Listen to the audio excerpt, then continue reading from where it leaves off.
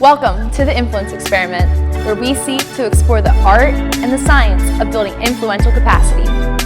Every month, we want to raise thought-provoking ideas of how you can be an investor of the influence you carry.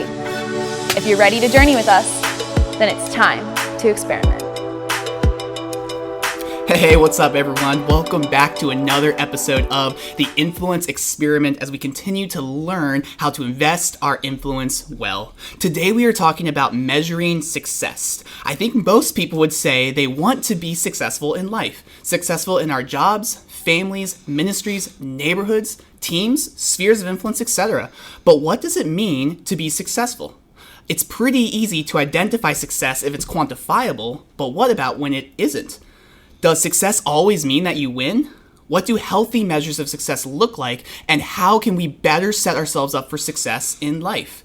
To help define this conversation, to better understand measuring success, I have invited Rob Mittuch to join us. So Rob, thank you so much for joining us today. It's awesome being here, Tony. I love it, dude. Thanks for inviting me. Bring me on your podcast. I am so stoked to be able to connect with you, to interview you, to process this conversation with you, because what I've loved in our journey of our relationship together is that you've kind of been like a leadership mentor for me. And so when I was thinking about when we talk about measuring success, who is a person I would love to process that conversation with, you immediately came to mind. So thank you for being willing to do this with us, and really stoked to see what you got for us today. So before we dive in, would you mind sharing with us a little bit about yourself? Yeah, it's really funny though, Tony, just that I'm the one that comes to mind when it comes to measuring success and numbers and numerical sort of things. And so I kind of own that though. I own it because I love it. I love numbers. I love setting goals. Yep.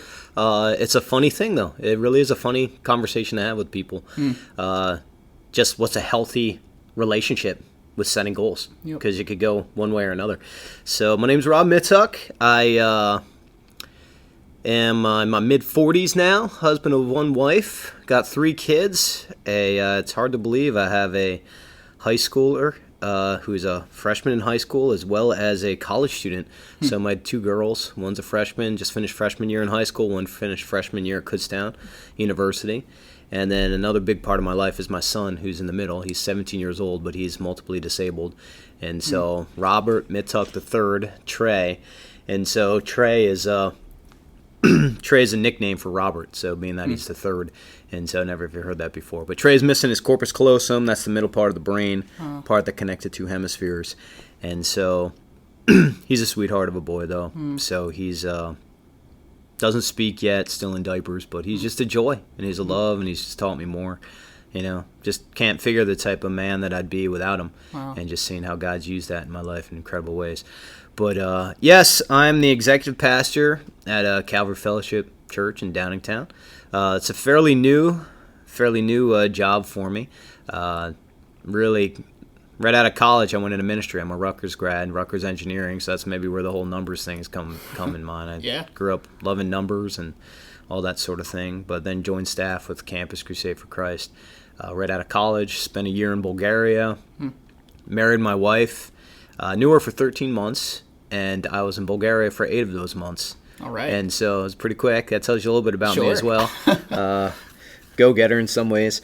And crazy in some ways, and it's worked out pretty well though.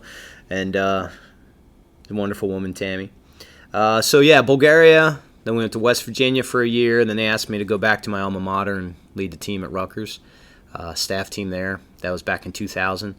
Lord did some crazy things. We went from Rutgers, and we started the ministry Jersey Metro Crew, which we went from just at Rutgers to going after the whole state. And God did some crazy things there, and saw a lot of young people come to know Jesus. A lot of campus ministry started. It was a wild ride. That's awesome. And in New Jersey. Yeah. And so I was in New Jersey nonetheless. It's like, that's a crazy place to see, and it's all God. After that, could tell you this story too, but I won't be a whole nother podcast. Just how God pulled me out of Jersey and put me to a regional director role within Crew, and so I was a regional/national director with Crew for a number of years, Mid-Atlantic region. So it was Jersey down to Virginia Tech, out to Pittsburgh, and which was, I had 21 staff teams under me, about 250 staff, and about 5,000 college students. And so It was crazy. It was crazy few years. we reorganized, and my region shrunk some, and started volunteering here at the church. Really had a heart to see how crew and the church could come together and figure things out, and that was really what my heartbeat was Jesus' kingdom. How can you bring resources together? Yeah. A lot of goal setting, a lot of figuring out, like, reach and scope. I'm an apostle at heart, and how can we, make the most of this life? All of the resources God's given to us, and being good stewards of those things. One thing led to another, and another long story. Ended up becoming, I was the volunteer executive pastor at Calvary for about a year and a half.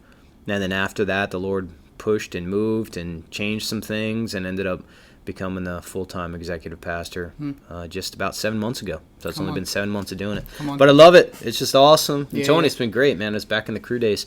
You and I started connecting, and just a heart, that was part of it. You were one of the guys connecting with, just through your head pastor and knowing my head pastor, and we got connected, and just I'd learned a ton from you as well, man. Still, I got things I was telling you earlier, just writing down to-dos of great ideas that you're pulling together. And so it's fantastic. Well, I think that's something that's a really neat part of partnering in gospel work, where it's like we can learn from each other and grow from each other, right? So it's so good. Well, thanks for kind of sharing just a little bit about yourself. And here's another question to learn about yourself. What is a comical or just a successful achievement that you have had in the course of your lifetime? Whether it's serious, whether it's comical, what you got for us? It's funny. I like telling people how I played the trombone for 8 years, and so that was a big part of my life. All right. And I was very successful. I was first chair trombone in the high school band. Oh, look at you flexing. Yep. And I was actually section leader for a time until I skipped band camp, and my band teacher got really mad at me, and she took me out of the section lead and put the tuba guy in charge. That's hilarious. And I can partially relate, where I was not first chair or second chair or third chair or 100th chair, but I played clarinet in middle school, and I hated it. I'm sorry, Mom. I know that you had that instrument, but I didn't really like it. And so that's fantastic though. And so I thought the trombone was the coolest thing when I was a little kid. Sure. I could totally see that. I could absolutely see that for sure. So hey, as we kind of dive into this conversation of measuring success, such an potentially odd concept, even as like Christ followers, even to kind of talk about this. But like generally speaking, how would you define what success is, and why measuring success is so important? It is, like I was saying earlier, it is a particularly interesting conversation, because I would say when you start talking about measuring success, especially in ministry, or in just regular life, there's a knee-jerk reaction against that people, intuitively, instinctively, there's something we don't like about the idea of measuring success. And I think a lot of it has to do with the corporate feel to it. It feels like it's more accountability, more trying to force somebody to do a job that they don't really want to do by putting measurements on it and putting a number on you. How well did you do? Let me assess how important you are by putting a number value on it. And so that's a really hard one that's a hard thing to come at. So you have to have a proper relationship with numbers and measurements of success and how to measure it. But the idea of just success in general, I talk a lot about people as well, just like the idea of sharing your faith. How do you know if you're successful in sharing the gospel with somebody around you? What does it mean? I tell you to go share your faith with somebody, and I come back and I ask you, were you successful? And you're able to say, yeah, I was successful. How could you, that's kind of important to know. Sure. Like, that's an important thing. We're, as Christians, are supposed to be able to do that. Yeah. Is success mean that they came to know Jesus? Yeah, that would be success, but is the bar lower than that? Do you have to get through the entire explanation of the gospel with somebody? That's success, but is the bar lower than that even? Yeah. And I think it's pretty, actually the bar is fairly low in terms of success. And in many things, in evangelism, for instance, it's just saying success this is a crew thing. Like I said, it was crew, and so crew has really shaped me a lot in the way that I think. Yeah, imagine. This is an old Bill Bright thing. He'd say success in evangelism is taking the initiative in the power of the Holy Spirit and leaving the results to God. And so there's some level of like success just in life, just staying taking the initiative, stepping out in faith, but through his power, not on your own. You need both of those things. Yep. Trusting God by faith in some goal that he's given you, part of his kingdom, but listening to him through the whole thing. But then leaving the results to God, too. If you try to hold on to those results, again, it's not success. I think success is leaving it to God and allowing God and allowing him to use you, but being available to him. Yeah, but even some people would they can hear that. Even you saying, oh, leave the results up to God. Some people can be discontent with that thought. Yeah. Right? Oh, yeah. Of how do I know? Because again, it very much so is success many a times is quantifiable, right? It's in numbers such as houses sold, students recruited into college, Chick-fil-A sandwiches sold, cars sold, degrees earned, etc. Help us with this one. Could you rattle off some jobs or areas of life where we still need to measure success, but it's not as easily done? You kind of already said evangelism. That's kind of one area of life. But why are these more difficult potentially to measure?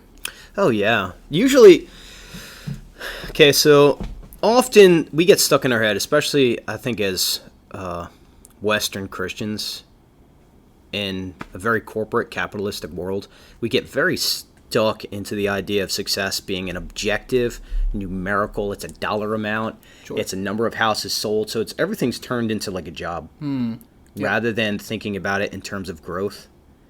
I think there's a much more thinking about success and thinking about measuring success in terms of just helping me to take the next step and picturing what God really wants to do in any area. I think you can measure success, and you should, in all different areas of life. As long as you have a proper relationship with him, you're not stuck with this measurement, but it just helps you think clearly. It helps you, be strategic in the way that you live out your life. And so just asking, one of my favorite questions, we could talk about this pretty often, but it's the key of even the way I think, and even as I coach people. And I've asked you this question a ton of times, Tony, and it's one of my bread and butter questions I always come back to.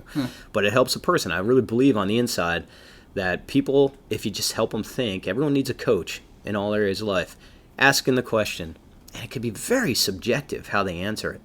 Okay, if in 4 weeks from now or 6 weeks from now, pick a date, and you say, if you were successful in this area of your life, if I came back to you in 4 or 6 weeks and I said, hey, Tony, were you successful in this area? And you said to me, yes, I was successful. How would you know?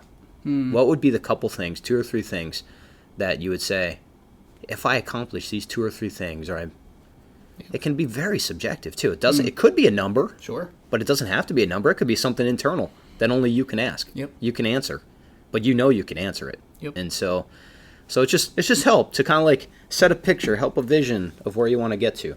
Yeah, and what I love about that is, as soon as you said that, my brain just flashed back to all the 7 times that you've asked me that question in my different areas of ministry to leadership to my personal life, and how that really helped me.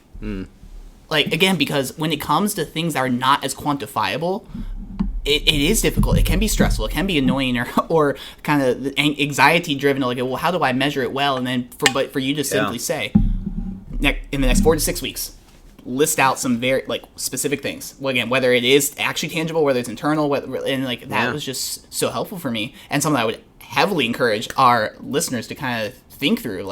That's a very tangible way of how you can help bite-size understand measuring success in your own life. Yeah. And so just super, super good. And so thanks for sharing even that one tip right there, right?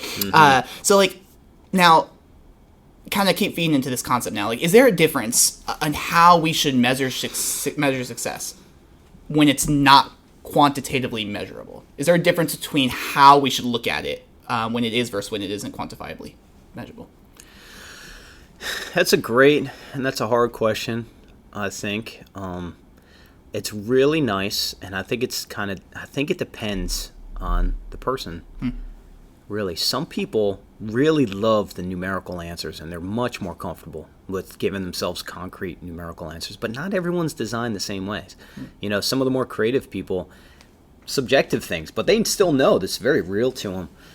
It's a hard one. I don't know exactly how to answer that, but I do know that same question has helped me root it out with people. Yeah. I do think it's a good question of asking yourself what kind of person you are.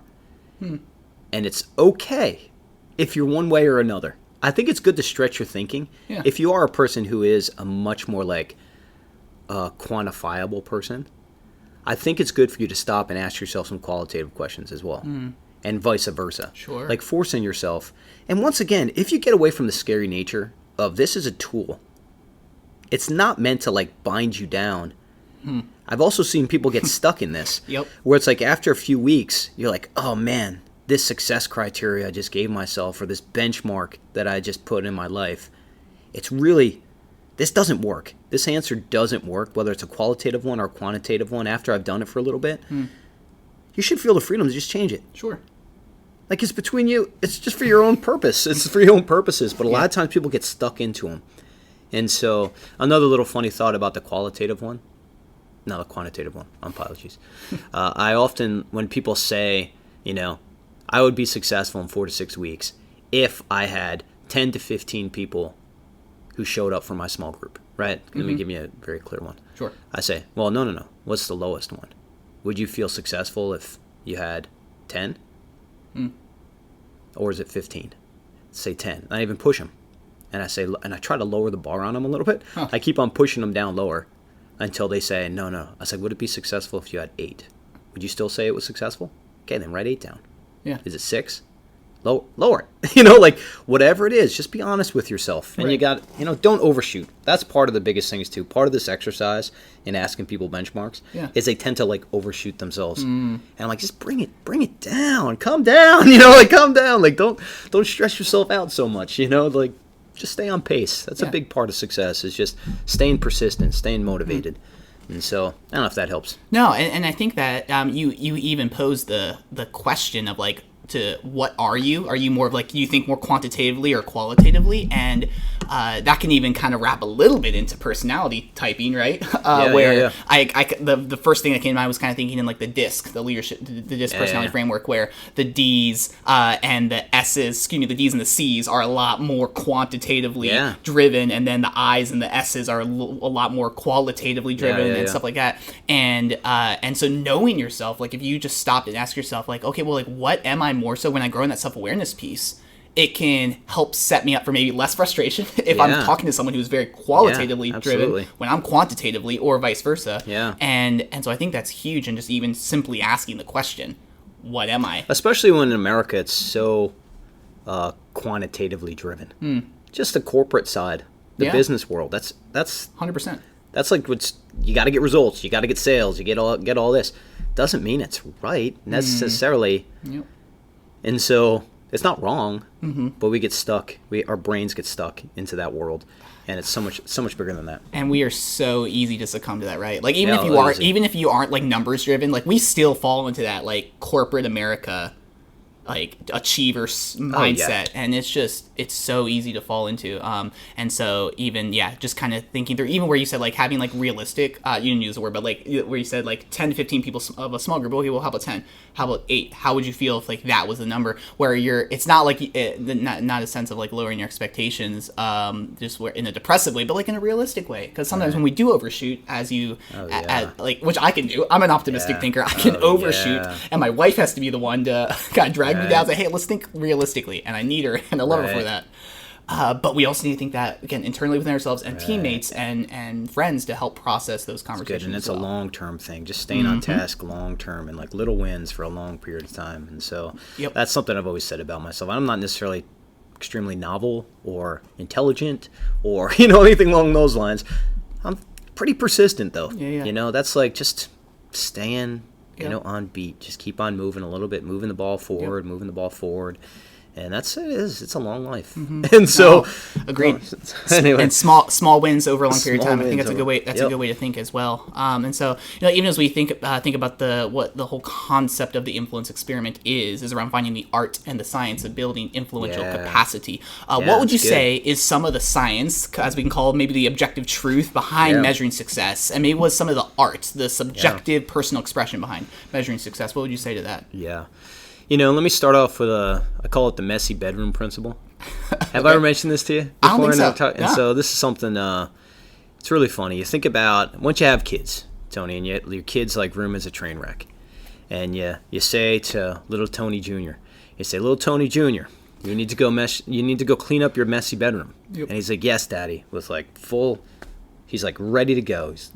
He sets out with like, I'm gonna go do what my dad tells me to do, Which is shocking of itself. which should be shocking of itself. But imagine he did. Good intentions. He's ready. He walks into his room, and his room is a complete and utter shambles, complete train wreck, and he emotionally just gets completely overwhelmed by the room, and his good intentions quickly just get like swamped by the emotional mess of the bedroom. And so like I had to learn early on with my kids. I'm like, okay, if their room is a train wreck, I can't just tell them to go clean the whole thing spotless. Say, okay, hey, listen, go in, and I'll even help you. Let's like pick up the dirty dishes first, and then let's pick up the dirty clothes and put them in the hamper, and then we'll celebrate. And so just taking a little chunk at a time and helping a person. Everyone needs that help. Like, what's the couple things where it's like you can't solve everything all at once, because it emotionally becomes a train wreck.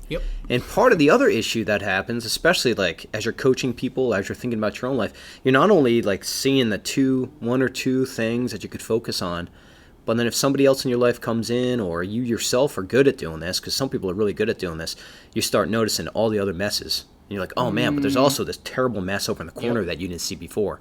Or underneath the bed. Did you know? Have you looked underneath the bed? And then all of a sudden, everything, the emotion of it. And so really good goal setting helps people like untangle the emotion of the mess of life. And there's so much mess of life. Everything is like spinning plates and like just keeping things, and you just have to like, it protects you too. Like good goal setting helps people so that they're able to say, no, I am not responsible for underneath that bed. I know it's a mess. It's been a mess for a long time. All I'm focusing on is putting away my plates and putting my clothes into the hamper. And that's all I'm going to do. Once I'm done with that, then I'll start thinking about other things. And so that's really the way that I like to think about it. I try to think less corporate, more like growth, helping people grow, helping people succeed, just unleashing them, letting them figure out. Because really, if your little kid walks in and says, no, Daddy, I don't want to do the dirty dishes. I would rather put away my toys. And he decides, I'm going to do toys and clothes in the hamper.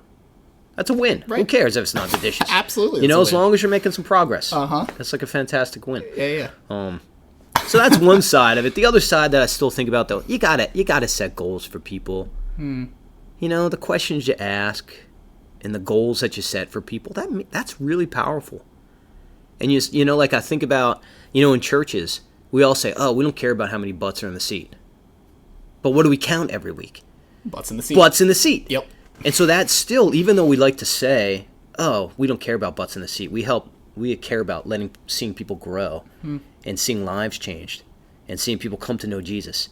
If those aren't the questions that we're asking, then what we really care about is butts in the seat.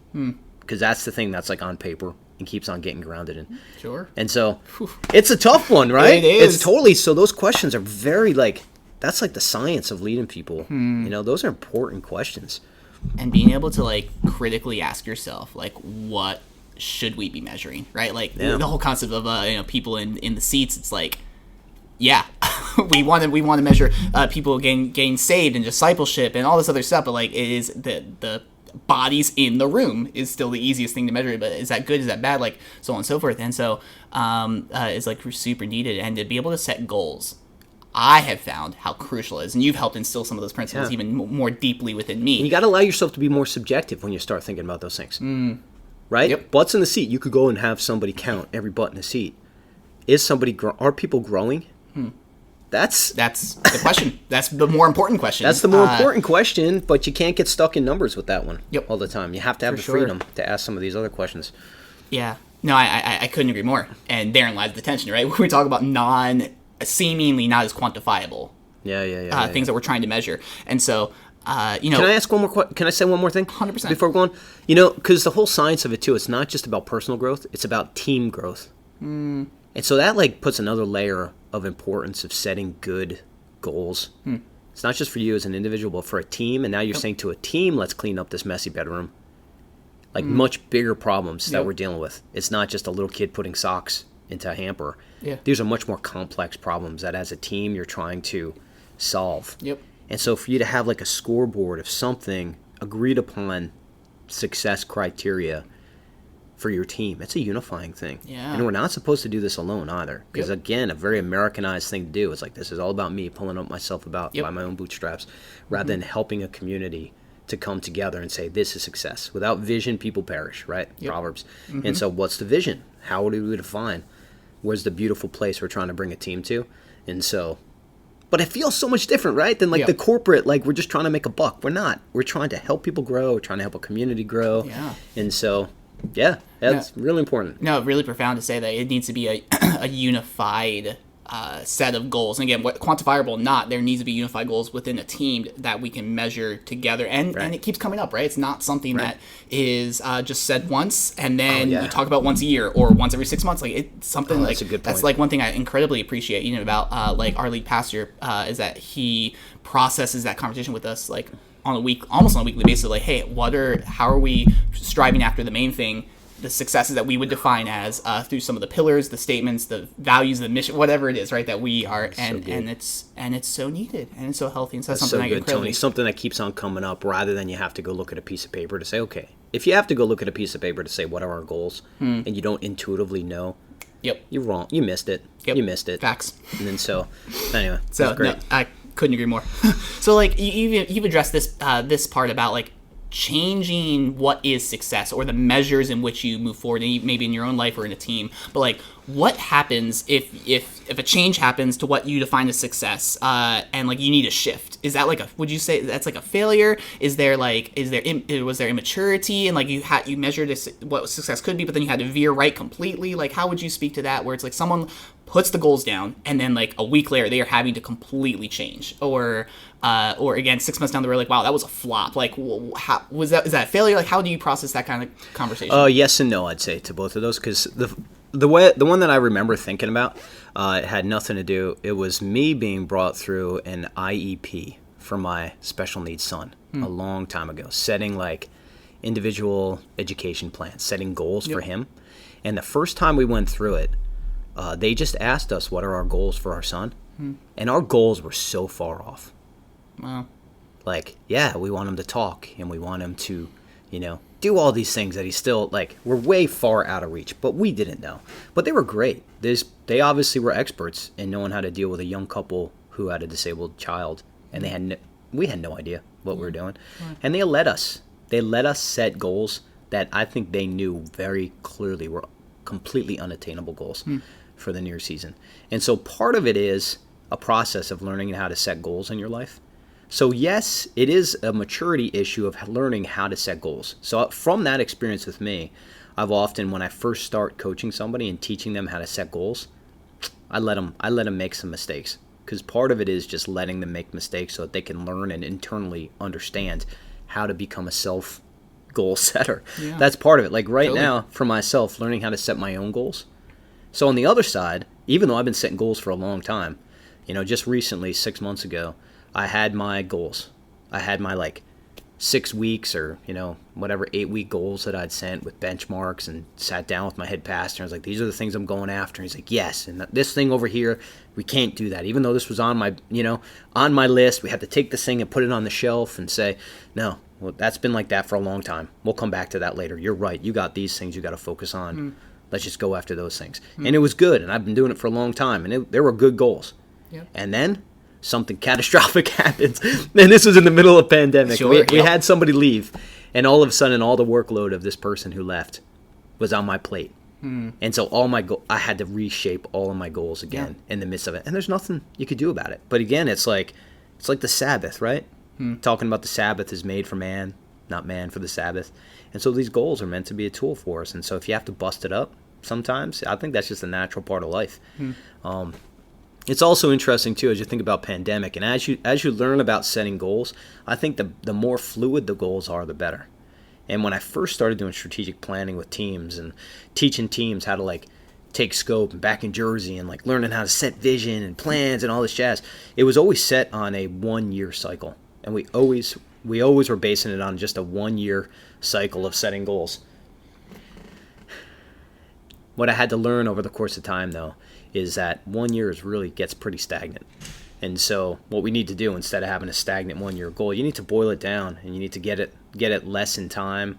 And even now in the pandemic, we had to bring it as short as like 4 to 6 weeks Yep. of just a 4 to 6 week goal setting. And I think the shorter you do, the better. And so there's really, you have to have this flexibility of just being able to, it's a crazy world. Some experts would even say, don't even strategic plan anymore. You just have to like live on the wing. I don't agree with that. Sure. I don't know how you bring people together. Yeah. You need something. Right.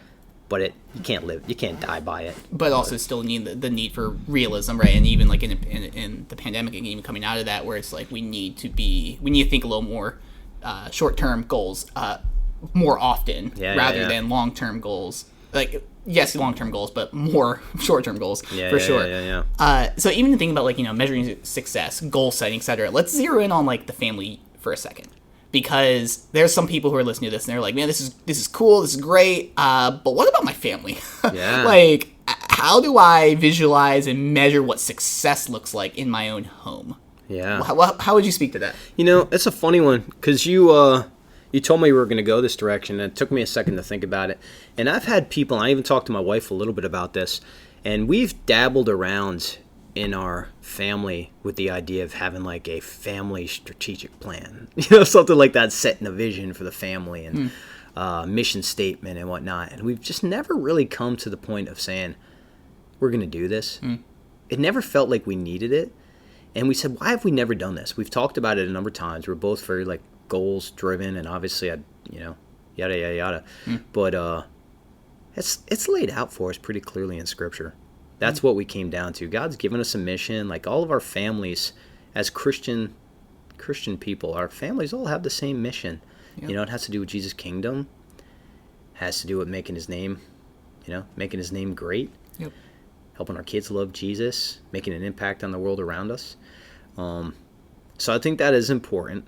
I think when it comes to like a step down from that, if we know it's like the actual vision of our long-term life, setting like something a little bit more personalized, I think that is important. I think my wife and I could define more of like what our mission is and our goal as a couple, how we function together. It took us a while to figure that out, though.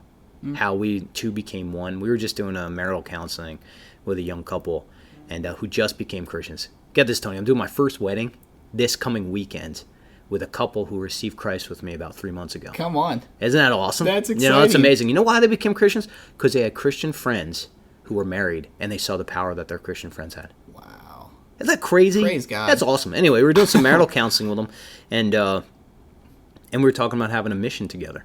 Like, what's their mission? And they're like, wow, that's actually a really interesting thought. Like, how do we, two becoming one, have a mission? Where are we going as a family? What's the flavor of our relationship and the flavor of our, still under the context of Jesus' kingdom? Yeah. So that's important. It's still a kingdom question. Yep. But how does your like family unit fit into, specifically God's kingdom? I think it changes over time, but I don't know. There's a few thoughts as we're getting into family stuff. No, I think that's so needed, because like again, we are, if we're trying to keep the main thing, big picture is God, Jesus, Bible, amen. But how can we align ourselves with the will of God, the love of God, the gospel, etc., but then continue to have these like conversations around, okay, well, what does that look like practically? It does shift from season to season, kid to kid, so on and so forth. And so can I give a helpful question too? Yeah. Just like in terms of measuring success as a Christ follower. I don't know, Tony, if you know if I had this conversation. This is kind of a fun get to know you conversation, and it's also a fun thing to have around the table. Yeah. And you can ask it either as an individual or corporately as a family. I like to think of it, and I got it from my sister-in-law who works at Mayo Clinic. Okay. And so it's not specifically a Christian thing, but it's got kind of Christian hints to it as I think about it. So on one hand, God's given you gifts, right? These are things that you're good at. Yep. And things that people tell you that you're good at. And so it doesn't necessarily mean things that you love, though. So, like, for instance, I'm good at math, engineering, and so I could do budgets, I could do all that jazz, but I do not walk away from it at the end of the day and be like, I love doing budgets. Some people do. Yep. Some people do. Not me. Love doing that. Not me.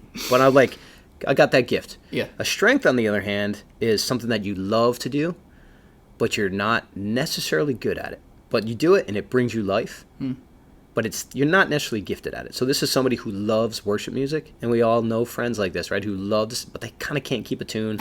They can't play a musical instrument, but they love. Is that you? That's not you, is it, bro? Maybe a little. Maybe on who you ask. But the real great question is, when do those two come together? Gifts and strengths. Like, where's the sweet spot? And so, like, that being a driver for a family, to say, who is God gifted and strengthened? Like, what's our gifts and strengths? What are they? Asking it first as an individual, but then as a family. Yeah. And that could help you really drive measuring success and mission, like, corporately, as like a family team moving forward. I love that. I think that that's so cool to think through. What are your gifts and what are your strengths as a family unit? And, like, how can we utilize those well? Yeah. I think that's a phenomenal question that every single family unit could or should ask when we think about this idea of how can we measure success well, because you don't know what you don't know. And once you know it, you can make decisions, like, more healthily, intentionally, of what are the resources, what are their skills. So I think that's awesome. Thanks for sharing that. Like, so, like, let's kind of turn the corner here just a little bit. Like, what would you say are some pitfalls to avoid when it comes to measuring success? Pitfalls, I'd say getting too locked into them and making them gods, right? Finding your identity in them. I think that could be pretty easy thing to do. Yeah. And so, just like the Sabbath, again, right? It's something that you end up seeing more important than just growing closer to Jesus and making His name known. Yep. It's funny how God is more strategic than we are, and He even in our brains, even He's given us brains to use and all sorts of things. I think I'll just keep it at that. I've had examples. I could give you stories of examples of God having to, like, shift me from being like, no, Rob, you think you're doing a good. This is not where I want you. Yep. I want you over here doing this thing. I can share stories too. And just having to give that up. And usually I'm kicking and screaming, but God has to, like, say, no, Rob, I know you're goal oriented. Come on, but this isn't your goal anymore. I'm putting you over here, and He's just had to make it blatantly clear to me. Yeah. And just being able to say, okay, Lord, I'll give up those goals for the sake of a different goal. So having, like, an open hand, right, and not having rigidity to like these are God inscribed on stone rules that goals I can't shift from. Are there any other pitfalls that, like, come to mind for you? I'm not sure. Maybe just a pitfall of not going through the effort. It does take effort. It does take thought. It takes a minute to really think about it clearly, and just throw it out. I think the pitfall is the other side of it, and just have no goals, not take it seriously at all. Right? Have you ever heard it said Christians often put more time and energy and strategy into a game of Monopoly than they do into having a kingdom impact? And so, right? So it takes time. And so it is, no, God will just lead me. God will just, like, just let the Spirit lead me, whatever He wants me to do.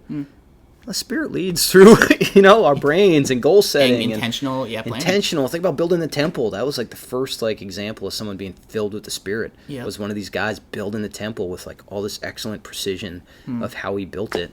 And, he had goals, he had plans. You better believe he did, right? All sorts of criteria is following. That's an excellent biblical example of what even, like, goal setting and excellence is. Like, hey, we can't just, like, go on a whim. That would have to be very intentional. So, another idea of, like, a pitfall to avoid is, like, impulsivity of, like, when you hear, like, you think of something and you're like, oh, that's a good goal. And it's like you write down, like, without, like, kind of thinking through it more methodically. And so, because I know, like, again, I can be that way of, like, oh, that's a great idea. And then you don't follow through. Good. Or another idea comes up 5 minutes later. Oh, that's a good idea. And so, like, again, even for me, having a really healthy person or two or three that I can springboard those thoughts off. Oh, Tony, that's great. Especially when you're thinking about, like, at work or at church or anything, to allow the people above you to speak into your goals before you, like, lock them down. Oh, that's so needed. It's so needed. And we don't think it's needed. We don't think it's needed. It's so vitally needed. Ask for me to go to my lead pastor and say, hey, give me some thoughts. Give me some values you have. You've been doing this a lot longer than I have. As I'm setting some goals in my own ministry, what are you thinking here before I really, like, dig down and start setting them too deeply? Oh, yeah, I love that. And Rob, we could continue on and on and on with this conversation, but even as we kind of, like, seek to land the plane of this conversation, like, what would you say? Do you have any resources if someone's like, man, like, this is, like, in a good way, this is, like, triggering some, like, motivations, or something, like, oh, I need maybe clean up my bedroom a little bit. Like any articles, videos, books, resources that could help people in studying this further if they wanted to pursue that. Yeah, I'll tell you one book that really was very impactful for me, and not a Christian book. It's The Performance Factor by Pat McMillan, I think it is. And it mostly had to do with teaming, though. And so there was parts of it specifically that were talking about setting good goals as a team. Okay. And like the healthy and helping a team go from, a forming team to storming, norming, performing. Have you heard that before? Forming, that's when you get to know each other. Storming, now your team's working together and you start knocking heads. Yeah. Norming, you're figuring out how the normal way is of functioning. Performing. And so you want to get your team to performing, but you can't overstep any of these. Like even storming, you need some healthy storming. Yeah. Because if you don't, that means not everyone's in the game. Sure. There's some power dynamic issues going on there. But then the norming kind of helps you start setting some goals. It starts helping you even the interpersonal and helps your team come together so you get to a highly performing team. Yeah. And that's really a beautiful picture of the church, right? And how do we help our church get to that? So this funny mix as a church of using some of these corporate, even secular ideas to help us as a community really, make Christ, Jesus' name known. Yep. Be a city on the hill. Be united. Unity is a very very fine balance of keeping unity. Poof. And so it takes a lot of work. It takes a lot of effort to do it. Yep. I couldn't agree more. And even you just gave seems like a really good nugget of leadership and wisdom to think through that, even as teaming with forming, storming, norming, performing. That's new to me, so I really like that. Something I might have to think about myself and process even more. But that comes from the book Performance Factor, you said? Yeah, he uses that. That's cool. I think that's outside of him. But, okay, cool. But he references that. Well, I might have to check that resource out then. It's anyone else who might be intrigued by that. And so, read, hey Rob, any final words of wisdom for us as we finish out this conversation that you would like to leave with our listeners? Yeah, the final thought too has to do with that team thing. I keep on coming back to team and Ephesians 4, equipping the saints to do the work of ministry, and just equipping and helping our teams, helping our people grow, helping saints grow. We're supposed to do it in community, and it's so individualistic, the history of American Christianity, that keep on pushing towards a team. But that's what God wants us to have. He wants us to have unity. Jesus prayed for unity at his high priestly prayer was about unity. People think about this is one I like to think about too, and this really helps us as we think about teams. The word fellowship. Often people think about fellowship as being, hey, let's go have a great fellowship with our small group, and let's go see the Eagles game. We'll sit in the stands. We'll get some pretzels and hang out and laugh and cheer on, and it'll be a great fellowship. But really, fellowship is the word koinonia. Koinonia isn't the people in the stands, it's the team on the field. And so that's real fellowship. So fellowship is that team on the field. And so if you start thinking about your small groups, you start thinking about the teams in your church, you think about your church in general as being more like the football team on the field, where everyone is in. Yeah. And they all have their positions and their roles. And they clearly have a goal. Yeah. They have goals that they're trying to do. They're trying to take short-term goals. They're trying to take steps forward. They're trying to make passes so that they can make touchdowns and kick field goals so that they could win the game, so they can win the next game, so that they could go to the Super Bowl. Yep. And so those goals bring these very different people together from all different walks of life, different gifts, different talents, different ethnicities, different family backgrounds, different cultures, different all sorts of things. They bring them together. That's unity. And they have goals. If they didn't have goals, if you threw a football team out there and didn't give them clear goals, they'd flop. Yeah. There'd be nothing. There'd be nothing for them to accomplish. So just think about the beautiful picture of what the church and what our communities can be about if we have a healthy relationship with goals. It's a key part of the equation of creating that sort of community that God has designed for us. So I think that's a beautiful way to kind of finish out this Measuring Success podcast, because you say that it is less of a let's go watch a game together to let's be in the game, know our roles, know our assignments, know what the goals are, do it together, intentionally unified, koinonia. Yeah, I think that's a beautiful way awesome. as we do that, and that's how we can kind of truck through this kind of ambiguous measuring success concept together, whether it is quantifiable or qualitative. There we go. It's so hard, those two I know, words. right? Man, Rob, thank you so much. Oh, thank you, man. It's been totally fun. Like, I feel like we could talk about this for hours on yeah. end, but not to bore our listeners and kind of leave them again with some stuff that hopefully was bite-sized, helpful. Like, you have definitely provided that, and so just thank you, and thanks for speaking your wisdom into it, and your from your successes and from your failures, right? That is what life is all about, and being able to learn from both of them, and just thank you for ministering You're to us, welcome. You're influencing us, me personally. I'm so grateful. It's awesome. And so, hey, and if you've been enjoying this and you are liking what you're hearing, would you give us a rating or hit the share button wherever you consume the content? And so we hope that you'll join us next time as we continue to explore the art and science of building influential capacity